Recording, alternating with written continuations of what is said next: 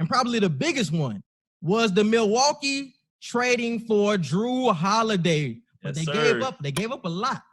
They gave up they didn't give up too much. I'm about to say you've been very critical of Eric Bledsoe, so I don't want to hear that. They gave up a lot pick-wise, I guess. They gave up a lot pick-wise. On paper, it just looks like they gave up 3.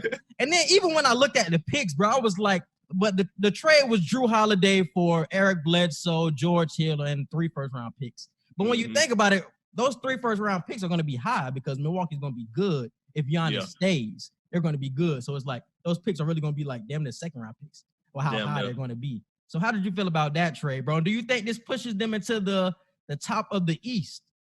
Definitely. I feel like they can still finish, even with everybody coming back healthy, even including KD and Kyrie with Brooklyn right now and with Boston and everybody. It's like I still see Milwaukee posing the threat to still be the number 1 team in the East.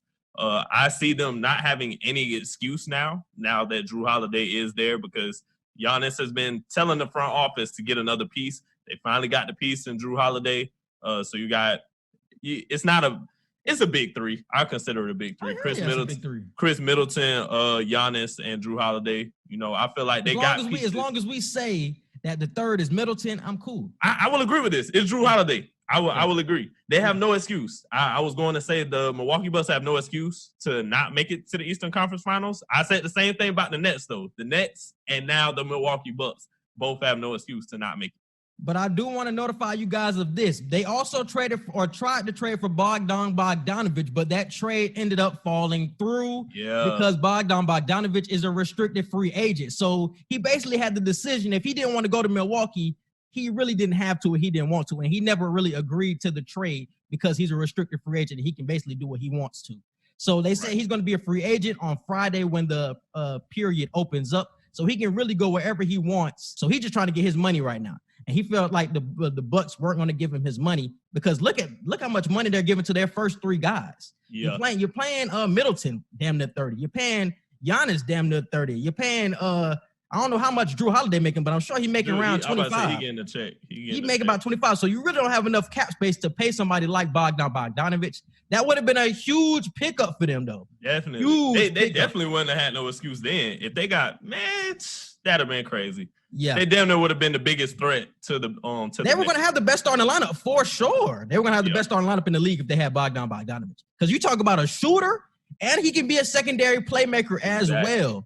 That was going to be huge for them. So him leaving that trade, I think, was the biggest story. So him leaving, I would hold back my take on them going far in the playoffs. I still have to see how it comes together throughout the season. But looking at it on paper, when I first seen the Bogdanovich trade, I was like, oh, they win in the East because I'm like, you got Bogdan, you got Jrue, you got Middleton, and you got Giannis. I'm like, damn, he got so many people around him. Giannis can take a chill seat. He can be cool throughout the playoff race. But I thought Bogdan was going to be huge. So but even without him, I still strongly believe they have a chance to at least make it to the Eastern Conference Finals. I have Brooklyn making it to the finals. I have Brooklyn making it out. That's what I'm saying, making it to the finals. So do you see them going far with this roster if no Bogdan? Are they getting to the finals? Yeah, they're getting to the Eastern Conference because I'm calling Brooklyn to go to the finals. Okay. They're going to the Eastern Conference finals for sure, though. At least I'm predicting them to anyway. Mm-hmm. So,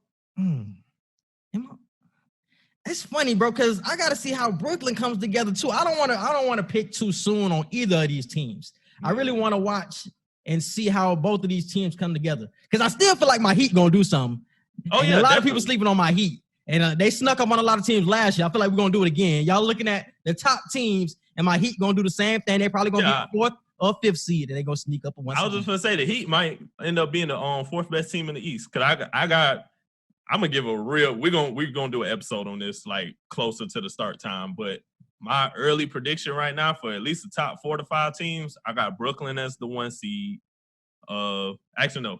I'll have the Bucks as the 1 seed, Brooklyn as the 2, Boston as 3, and Miami as the 4. And I'll probably put Toronto at the 5. If I were to give an early one right now. I'm just not confident in Brooklyn, bro. I feel like them niggas going something gonna happen. They gonna nothing injury wise, but they're gonna self-implode. it's like nobody can really beat that team because you're so talented. Yeah. They're going to self-implode somehow. I mean, I wouldn't be surprised.